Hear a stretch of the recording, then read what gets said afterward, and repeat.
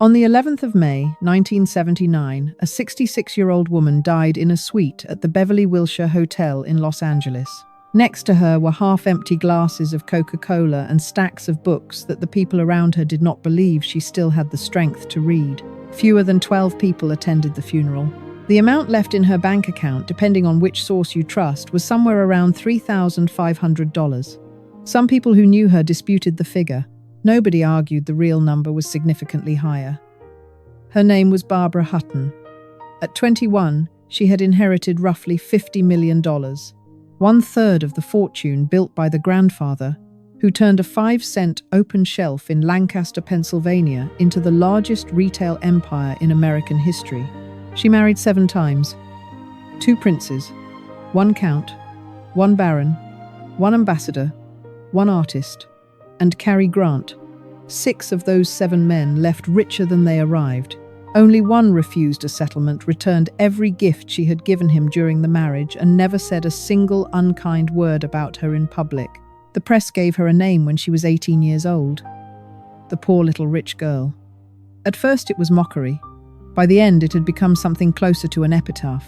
What nobody asked often enough was this: how does a woman who inherits everything, the money, the titles, the houses spread across 3 continents, spend her entire life searching for the one thing she could not buy? That is the story we are telling today. Frank Winfield Woolworth was born in 1852 on a small farm in Jefferson County, New York. He hated farming. Not the passive hatred of someone who endures it, the kind that knows exactly what it wants instead. From an early age, Woolworth told anyone who would listen that he wanted to sell things. In 1873, he talked his way into an unpaid apprenticeship at a dry goods store in Watertown. He was a poor salesman. Customers did not warm to him. His employer cut his pay when business slowed.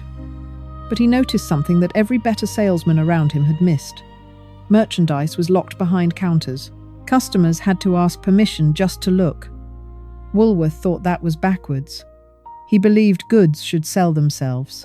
In 1878, he convinced his employer to let him arrange surplus inventory on an open counter. No clerk standing guard, no need to ask.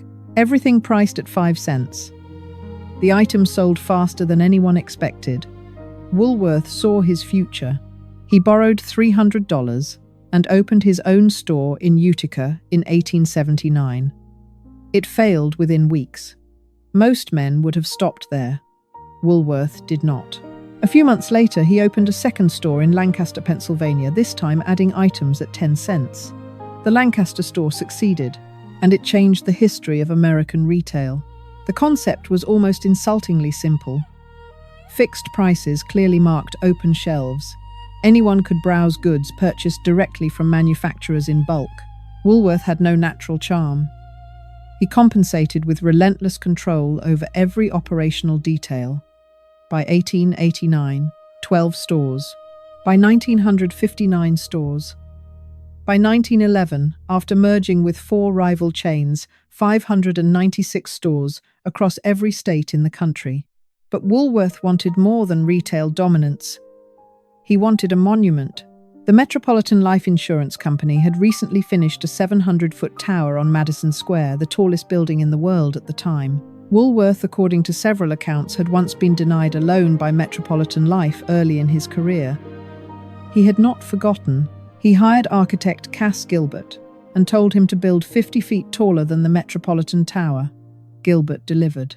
The Woolworth building at 233 Broadway, 792 feet neo-Gothic stonework, $13.5 million paid entirely in cash. Not a single cent borrowed. In April of 1913, President Woodrow Wilson pressed a button from Washington. 80,000 light bulbs illuminated the facade simultaneously. And yet the old money families of Fifth Avenue still considered Woolworth a shopkeeper. The established households of New York would not accept a man whose fortune came from penny goods sold to the working class. That rejection consumed him. He pushed his 3 daughters toward marriages that might purchase the social standing he could never earn on his own. He was also, by most accounts, obsessive about his health, except for one thing. He had known about a serious dental problem for years before it killed him. He knew he did nothing. On the 8th of April 1919, Frank Winfield Woolworth died of septicemia. It started with an untreated tooth. He was 66 years old. He left behind $76 million and more than 1,000 stores. He left behind no legal structure to protect that money from the people who would inherit it. One of those people was his granddaughter. She was 7 years old when he died.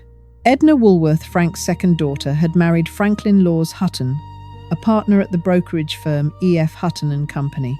Franklin Hutton was handsome, well-connected, and by most accounts entirely devoted to his own pleasures. He kept mistresses openly. Edna, lonely and humiliated, was reportedly involved with a man named Bud Bouvier, the younger brother of the man whose son would one day father Jacqueline Kennedy.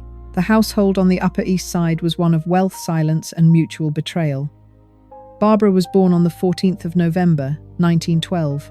Her earliest years were managed by a rotation of nurses and governesses who came and went. Her parents were rarely in the same room. When they were, the atmosphere was poisonous.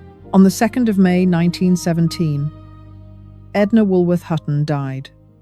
She was 33. The official cause listed on the death certificate was mastoiditis, an infection of the air cells in the skull behind the ear. No investigation was opened. No autopsy was performed. Rumors that she had taken her own life were never officially confirmed. They were never officially dismissed either. One biographer later wrote that the family paid city officials to prevent any formal inquiry. That is one source, not a court record. This narrator notes it and goes no further. The press reported that a maid had found the body. Barbara was 4 years old. Franklin Hutton did not fill the space his wife's death had left. He continued drinking. He continued his affairs. For a time, Barbara lived with her aunt, Marjorie Merriweather Post, who had married Franklin's brother Edward. Nadenia, Marjorie's daughter, who later became the actress Dina Merrill, recalled Barbara staying with them after her father effectively disappeared from her life. The arrangement did not last. Barbara was sent to her grandparents' estate in Glen Cove, Long Island. Winfield Hall, more than 30,000 square feet of marble, $9 million to build, designed for diplomatic entertaining. Barbara played alone in its enormous rooms. She ate formal meals in silence in a Georgian dining room built for banquets. Her grandmother Jenny had developed what her doctors described as early cognitive decline. She sat in a white wicker chair under the watch of a medical attendant, unable to hold a conversation. Frank Woolworth called Barbara his princess. He was eccentric but genuinely warm with her. She wrote about him later, with an affection that is rare in any page of her adult life. When he died in April of 1919, Barbara was 6 years old. The one adult who had been consistently kind to her was gone. After that, Barbara was passed between relatives. No single household wanted the full responsibility of raising a child with a vast fortune, and no parent genuinely present to raise her. She attended Miss Hewitt's classes in Manhattan, then Miss Porter's school in Farmington, Connecticut. She had almost no friends her own age. The one real companion was her cousin, Jimmy Donahue, Jessie Woolworth's son, 3 years younger, also an heir to a portion of the Woolworth estate. The two understood each other in the way that only children with identical circumstances can, wealthy, neglected, and left largely to figure out growing up on their own.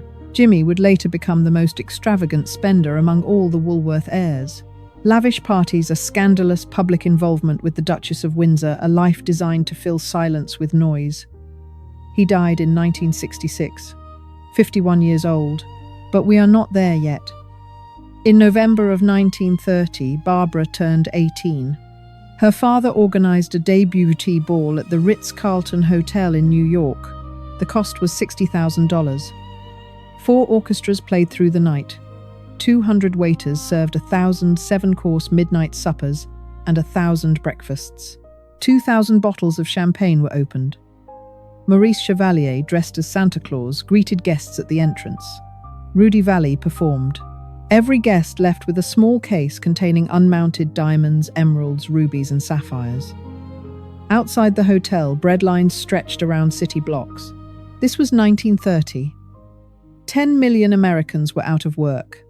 The press turned on her immediately and without restraint. Newspapers ran the cost of the party alongside photographs of soup kitchens. Columnists attacked Barbara as though she had personally planned every detail, when in fact she was an 18-year-old girl who had spent most of her life in boarding schools and had never organized so much as a dinner party. Nobody cared about that distinction. Songwriter Harry Warren wrote, "I found $1 million baby in a 5 and 10 cent store." Everyone understood who it was about. Ogden Nash turned her misfortune into light verse. The press called her the poor little rich girl, and the label attached itself to her in a way that no amount of time or distance ever fully loosened. Her father sent her to Europe to escape the wave of public contempt.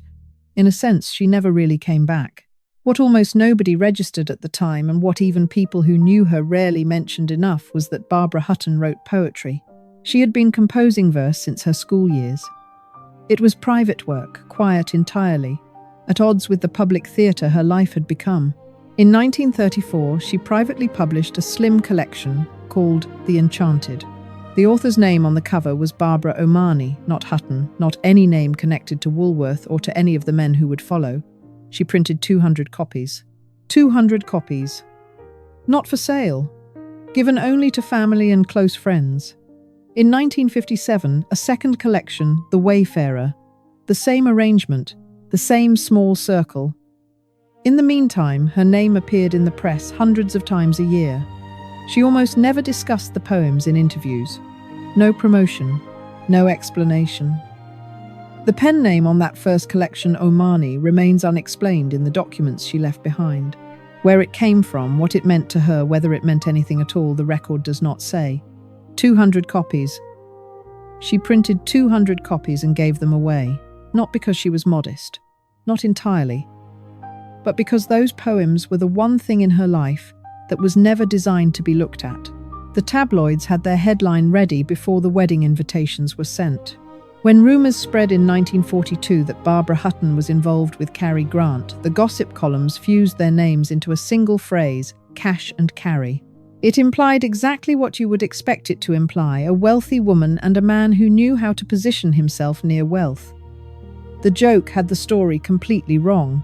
Archibald Alexander Leach was born on the 18th of January 1904 in Horfield, a working-class district of Bristol, England. His father pressed suits in a clothing factory. His mother, Elsie, disappeared from his life when he was 9 years old. His father told him she had gone away. The truth was that Elsie had been committed to a county asylum. His father had signed the papers himself. Archie grew up believing his mother had simply chosen to leave him. He did not learn the truth until he was already a film star, already the most polished, composed, seemingly untroubled man in Hollywood. He ran away at 14, joined a troupe of acrobats run by a performer named Bob Pender, crossed to New York in 1920, and stayed behind when the troupe sailed home. He drifted through vaudeville, changed his name, and by the early 1930s had landed in Hollywood. Within 5 years, he was one of the highest-paid actors in the industry. But he never lost the instincts of the boy from Horfield. He negotiated his own contracts. He kept meticulous records of every dollar. He had no interest in anyone else's money, because he was, by any reasonable measure, already wealthy on his own terms. When Barbara Hutton entered his life, Grant was earning more than $300,000 a year. He needed nothing she could provide. They were introduced through Dorothy DeFrasso, an American countess who moved between Hollywood and European aristocracy with the ease of someone who had never considered that the two worlds might not belong together. The introduction happened at a dinner party in Los Angeles in the summer of 1941. Barbara had just extracted herself from 6 years of legal warfare with Reventlow. She was exhausted, underweight, and deeply suspicious of any man who expressed interest in her.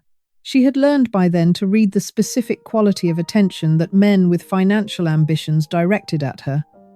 She had become skilled at recognizing it. Grant did not have it. His indifference to her money was not performed. It was structural. He simply did not need it. And Barbara, who had spent her entire adult life surrounded by men for whom her fortune was the primary attraction, found that indifference genuinely disorienting. They married on the 8th of July, 1942, at the home of Grant's agent near Lake Arrowhead in the San Bernardino Mountains. The press, shut out for once, compensated with speculation. For a time, by the accounts of people who knew them, both they were content. Grant was affectionate with Lance, reportedly the only one of Barbara's 7 husbands who treated the boy with genuine warmth rather than tolerant acknowledgement. Barbara, surrounded for years by men who saw her as a source of revenue, found herself with someone who had his own career, his own reputation, and no use for hers. What is remarkable, and it is worth pausing on this, is that the qualities which drew them together were precisely the ones that made the marriage impossible. Grant was disciplined. He rose early, ate carefully, and expected a functioning daily structure around him. Barbara kept no schedule. She slept until noon. She ate almost nothing. She gave money away with a generosity that baffled him, pressing mink coats on hotel maids, handing jewels to near strangers who had done her some small kindness. Grant did not read this as warmth. He read it as a disorder he did not know how to address. The war widened the distance. Grant threw himself into bond rallies and public appearances in support of the war effort. Barbara had no equivalent role available to her. She was a foreign national, living in the country she had officially renounced 7 years earlier. She could fund relief efforts privately. She could not join them publicly without reminding every headline writer in America of the renunciation. They separated in 1944. The divorce was finalized on the 30th of August, 1945. Barbara offered Grant a financial settlement. He refused. He returned the jewelry and every gift she had given him during the marriage.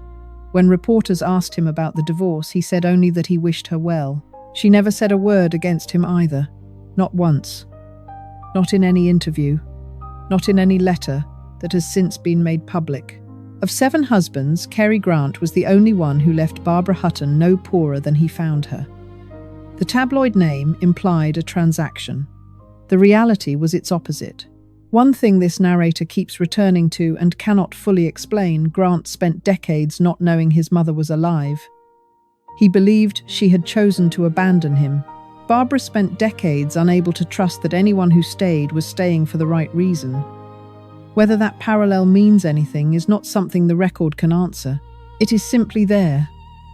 The Mdivani family arrived in the West with one asset: a story.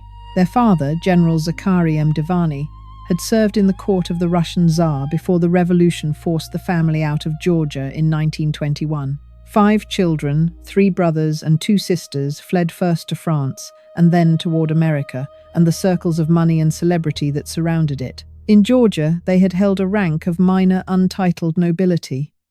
Somewhere in the translation between languages and continents, that status was upgraded. By the time they reached Paris and New York, they were introducing themselves as princes and princesses. Nobody checked. What they lacked in actual lineage, they replaced with strategy. All 5 married into wealth or fame. The eldest brother, Serge, married the silent film star, Paula Negri, then left when her fortune collapsed after the crash of 1929. The middle brother, Alexis, married Louise Astor Van Allen, a great-granddaughter of Mrs. William Astor, and a woman who moved in the same social circles as Barbara Hutton. The press had a name for them: the marrying Mdivanis. It was Alexis's sister, Rusi, who arranged what came next. In the summer of 1932, a group that included Alexis, Louise, Barbara and Rusi were staying in San Sebastian, Spain. Rusi maneuvered Barbara and Alexis into a guest cottage together, then timed the arrival of Louise and other witnesses to walk in on them. Barbara was 20 years old. She fled to Paris in humiliation. Rusi followed. She told Barbara that unless she agreed to marry Alexis, the story of what had happened in that cottage would be made public. Barbara, already a target for the press, already carrying the weight of a name the newspapers had turned into a punchline, agreed. She and Alexis were married on the 22nd of June 1933 in a Russian Orthodox church in Paris. Her father provided a dowry of $1 million. The New York Daily News marked the occasion by congratulating a woman for spending money collected from ordinary Americans on a foreigner whose name the paper noted it had already forgotten. On their wedding night, Alexis looked at his new wife and told her she was too fat. Barbara was 5 feet 4 inches tall and weighed around 148 pounds. She began a crash diet the following morning. Black coffee. Almost nothing else. She lost 40 pounds in a matter of months. That comment, delivered on the first night of her first marriage by a man who had been paid $1 million to be there, is where it started. The restriction, the obsessive monitoring of her own body, the physical deterioration that would hollow her out over the following decades. It never fully left her. The marriage itself was a transaction with romantic staging. Alexis spent freely on a Paris residence, polo ponies, tailored clothes, jewelry for himself. He treated Barbara's account as his own. She tolerated it because she had no framework for what the alternative might look like. No one had ever taught her to say no, and no one around her had any interest in teaching her to start. They divorced in March of 1935. The total cost of Alexis Mdivani dowry plus spending exceeded $2 million. 5 months after the divorce, Alexis was dead. On the 1st of August 1935, he lost control of his Rolls-Royce on a road near Albons in Catalonia. He was speeding toward a train station. Baroness Maud von Thyssen was in the passenger seat. The car struck a tree and overturned. Alexis was killed instantly. The Baroness survived with serious injuries. He was 27 years old. Where exactly he was going and why the record does not explain. Barbara, by then, had already agreed to marry again. The next man was a Danish count named Kurt Haugwitz Reventlow. He would prove something different entirely from Alexis Mdivani.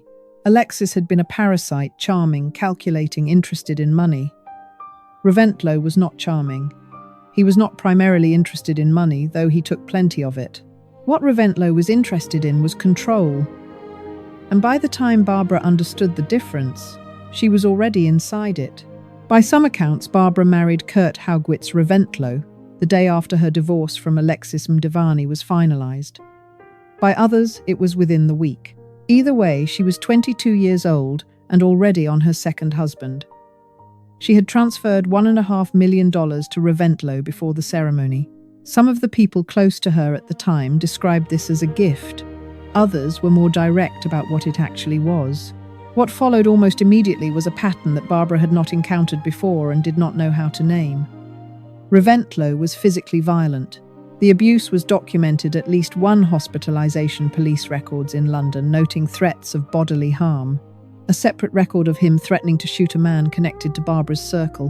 Where Alexis Mdivani had taken her money and been pleasant about it, Reventlow took her money and made clear that her comfort, her safety, and her freedom of movement were entirely dependent on his mood.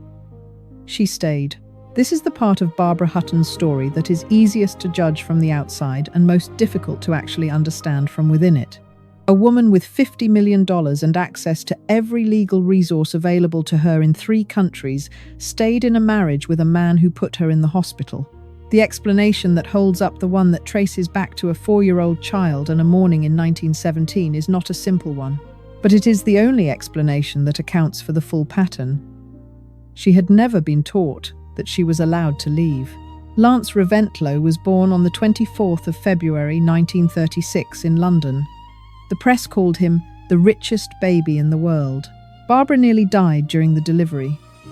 The birth was complicated enough that the people around her were genuinely uncertain for a period whether she would survive it. She survived. And from that point forward, Lance was the fixed center of her life, the one relationship she entered into without calculation, without dowry negotiation, without any transaction underneath the surface. He was simply her son. She loved him in a way that was uncomplicated by all the things that complicated everything else. Whether she was a good mother is a separate question, and not a simple one. She was not consistently present. She was not equipped by her own upbringing to provide the kind of stable daily attention that a child needs. She replicated in certain ways the absences she had experienced herself. But she loved him. That part was never in question. In December of 1937, Barbara walked into a federal courthouse in New York and signed a formal oath of renunciation. She gave up her American citizenship. The official reason was taxation, specifically reducing the burden on her estate in the event of her death. The more direct explanation, according to those who understood the legal arrangement Reventlow had constructed, was this: if Barbara died as an American citizen, the United States government would claim a significant portion of her estate, before it reached Lance or Reventlow. As a Danish citizen, the transfer would face far fewer obstacles. Reventlow had pushed for this. Whether Barbara fully understood the public consequences of what she was signing is one of those questions the record does not answer cleanly. The reaction was immediate and ferocious. Walter Winchell went on radio and called her the most outrageous child society had produced. The New York Times used the word despicable. Within 2 days, 36 Woolworth stores across New York faced the threat of closure. Workers sent telegrams to Barbara at sea asking her to direct management to pay a living wage to thousands of employees surviving on poverty-level pay. She did not respond. The citizenship renunciation was the moment America finished with Barbara Hutton. The debut ball had made her a figure of resentment. The M. Divani marriage had made her a figure of mockery. But the renunciation made her something closer to a traitor. A woman who had inherited a fortune built on the spending of ordinary Americans and had then officially abandoned the country that made it possible. That the decision had been engineered by an abusive husband was not part of the public conversation. It would not have changed much if it had been. She and Reventlow separated in 1938. He demanded $5 million and full custody of Lance. The legal battle ran through Danish and American courts for 3 years. The divorce was not finalized until 1941. Lance was eventually placed with Barbara in 1945 when he was 9 years old. During those years, Barbara was using sedatives regularly and eating almost nothing. The restriction that had begun on the first night of her first marriage had hardened into something clinical. It would not reverse. Reventlow remarried and faded from public life. He died in 1969. Barbara never spoke of him with anything other than dread. Before we move forward, Winfield House.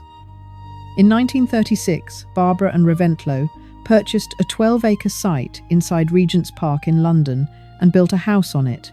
Neo-Georgian red brick Portland stone, 13 bays across the front facade. She named it Winfield House after her grandfather. When the war came, Barbara took Lance and left for California. The Royal Air Force requisitioned the property. Officers used the rooms as a club. They played football on the lawn and named their team Barbara's Own. When Barbara returned after the war ended, she found buckled floors, shattered windows, and electrical wires hanging loose from ceilings. She called her lawyer in New York and told him to give it to the United States government. The price was $1. A woman the New York Times had called despicable less than a decade earlier gave the American government one of the most valuable private properties in central London, charged them $1 for it. She did not make a statement about it. She did not give an interview. She signed the paperwork and moved on. Since 1955, Winfield House has been the official residence of the United States ambassador to the Court of St. James's. It has hosted presidents, prime ministers, and heads of state. It is still in use today. It still carries the name of the man who sold penny goods from an open shelf in Lancaster, Pennsylvania. Lance Reventlow grew up in the custody of lawyers. His earliest years were divided between his mother and his father by court order, scheduled by men he had never met across borders. He was too young to have chosen. By the time Barbara won him back in 1945, he was 9 years old and had lived in more countries than most adults visit in a lifetime. He was quiet, self-contained, not withdrawn in a damaged way, at least not visibly, but in the way of a child who had learned early that the adults around him were occupied with things that had nothing to do with him, and had made his peace with that. What he loved was machinery, not abstractly. Specifically, the way an engine worked, the relationship between components, the logic of mechanical systems that behaved exactly as they were designed to behave. In a life that had offered him very little in the way of predictability, machines were honest. They did what they were supposed to do, or they did not, and the reasons were always findable if you looked carefully enough. Barbara could not give him stability. She could not give him consistency. She could not give him the ordinary texture of a childhood with two parents in one place. But she loved him without complication, and the people who knew them both said that was visible in how he spoke about her even later. Even after the years of distance and difficulty. He was the one person in her life she had never needed to buy. In his mid-20s, Lance founded Reventlow Automobiles Incorporated, and set out to build an American sports car capable of competing with the European constructors who had dominated road racing for a decade. The result was the Scarab, front-engined, powered by a Chevrolet V8 built in a small workshop in California by a team that most of the established racing world had dismissed before the first wheel turned. The Scarab won several domestic races in 1958. Engineers and drivers who had expected to be unimpressed found themselves looking at it with genuine respect. It was not a rich man's hobby dressed up as a racing project. It was a serious piece of work. Lance entered the car in international competition the following year. By then, the sport had moved on. Rear-engine designs had taken over. The Scarab was already behind the curve before it reached the European circuits, and Lance understood this clearly enough to shut the operation down before he turned 30. He married the actress Jill Street John in 1959. They divorced in 1963. The following year, he married Cheryl Holdridge, a former Mouseketeer who had appeared on television throughout the late 1950s. The people who knew them described the second marriage as grounded in a way that Lance's childhood had never been. Steady. Real. He had found in his 30s something close to what his mother had spent her entire adult life looking for. On the 24th of July, 1972, Lance Reventlow boarded a small plane in Aspen, Colorado. The aircraft crashed into the mountains shortly after takeoff. The cause was later attributed to severe weather conditions and possible mechanical failure. The investigation did not produce a definitive single answer. Lance was 36 years old. Cheryl Holdridge survived him. She never fully recovered. She died in 1983 of a brain tumor, 39 years old. Barbara was in Tangier when the news reached her. According to the people who were present, she did not speak for several days. She did not attend the funeral. Some accounts say she was too ill to travel by then. Her health had been declining sharply for some time, and the journey would have been genuinely difficult. Other accounts suggest something else. That she simply could not face it. That the funeral was a thing she could not make herself walk into and come out of the other side. This narrator does not know which version is true. Both may be. What is clear is this: the son she had fought for in court, lost, regained, struggled to raise with any consistency, and loved without complication was gone. The one relationship in her adult life that had never been transactional. The one person whose presence she had never needed to negotiate or purchase. She had outlived him. And something that had been declining in her for years accelerated after that. The weight loss. The dependence on sedatives. The withdrawal from everything that required her to be present in the world. People who saw her in the years that followed described a woman who appeared decades older than her age, not just physically, but in some other way that was harder to name. Lance left no children. The Scarab cars he built are still out there, maintained by collectors and enthusiasts who know them as engineering curiosities from a brief window in American motorsport history. People who never met him. People who know his name primarily because of the cars. His mother's grief left no object behind. No artifact, no archive. It simply consumed what remained of her.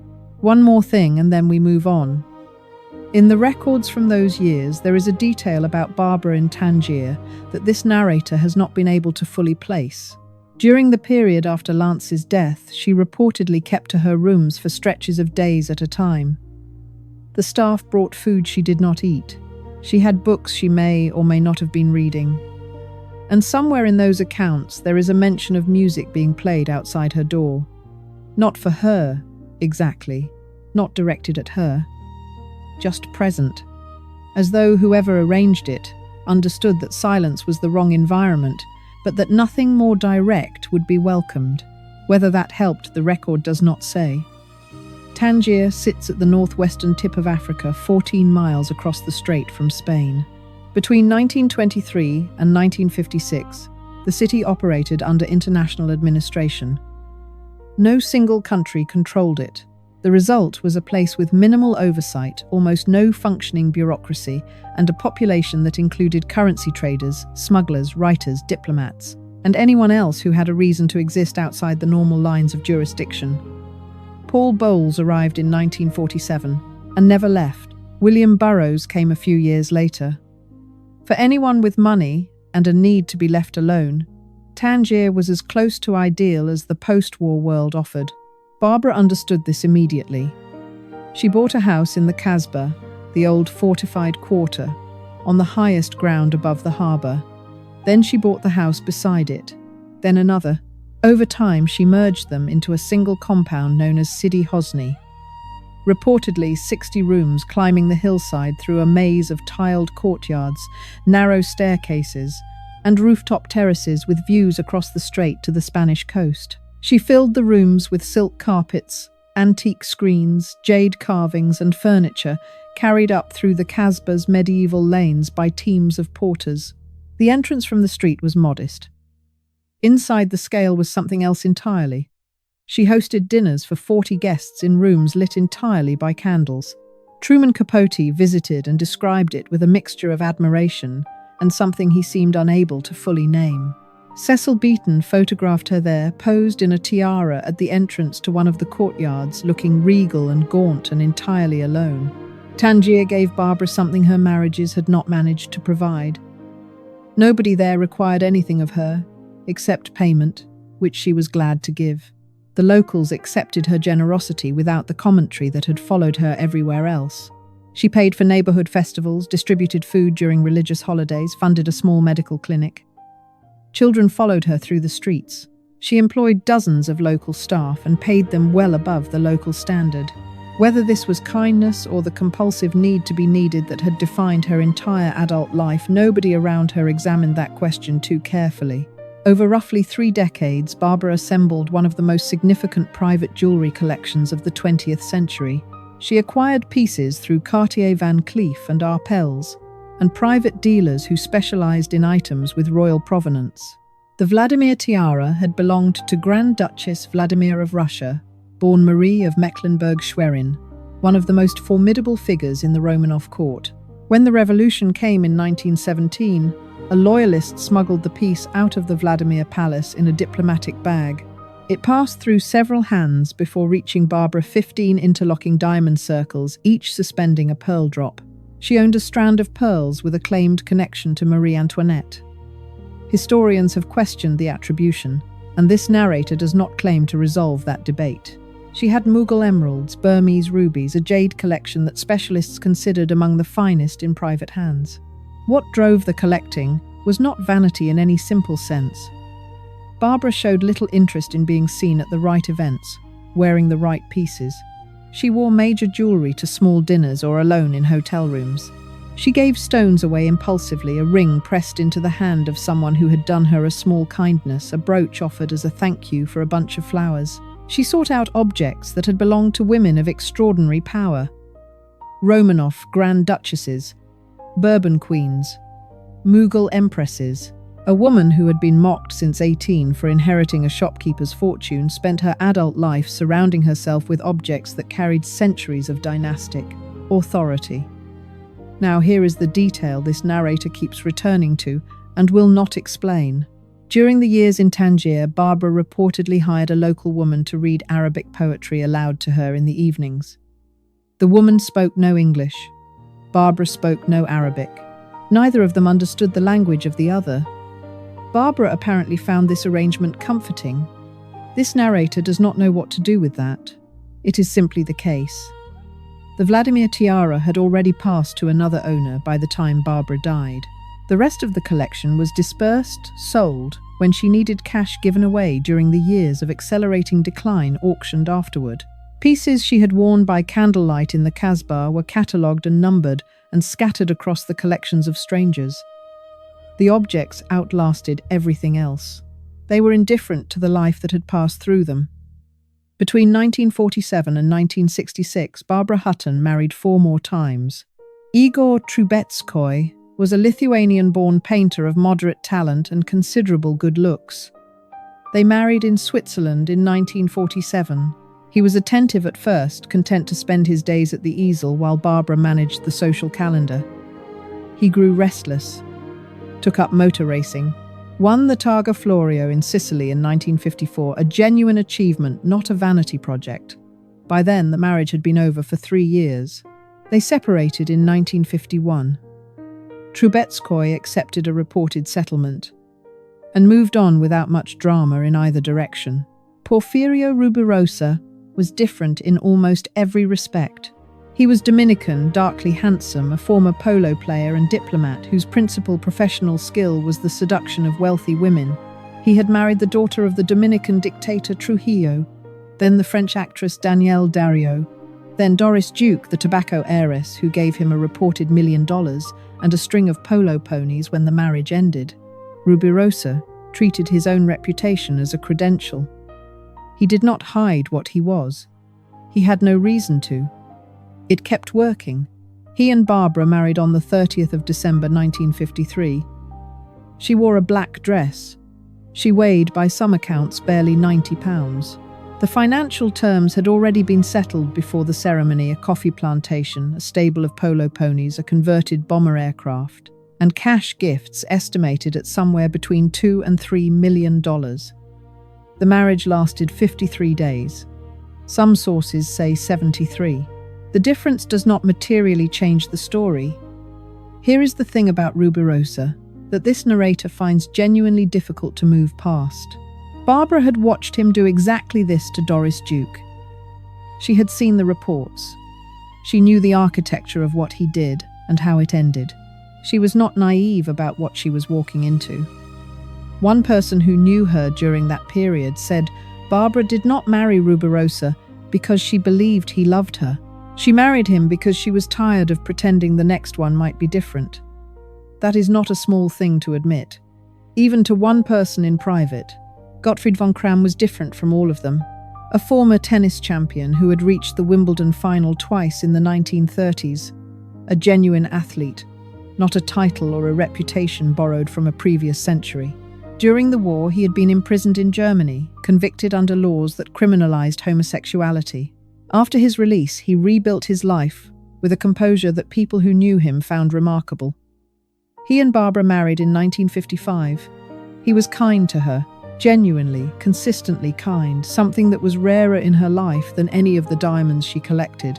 He was also, by his own later acknowledgement, unable to give her what she most wanted from a marriage. They separated in 1959. He remained a friend. Of all the men in this accounting, he is the one this narrator finds most difficult to categorize neatly. The seventh husband was Doan Vinh Na Champasak, a Laotian Vietnamese artist younger than Barbara, largely unknown outside her immediate circle. They married in 1964. They divorced in 1966. Barbara was 53 years old. She did not marry again.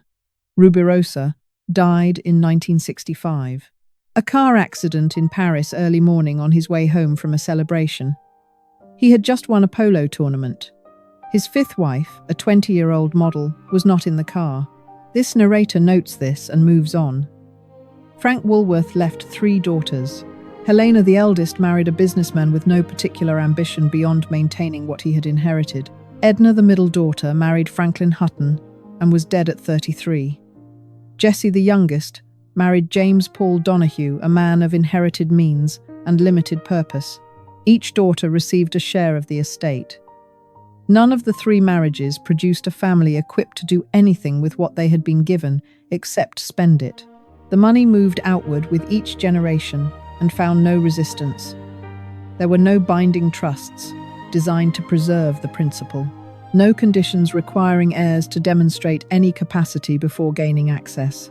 No structure of any kind that might have slowed the dispersal long enough for someone to ask whether the people receiving the money had any idea what to do with it. Frank Woolworth had spent a lifetime building systems of extraordinary operational efficiency. He knew how to manage inventory across 600 locations simultaneously.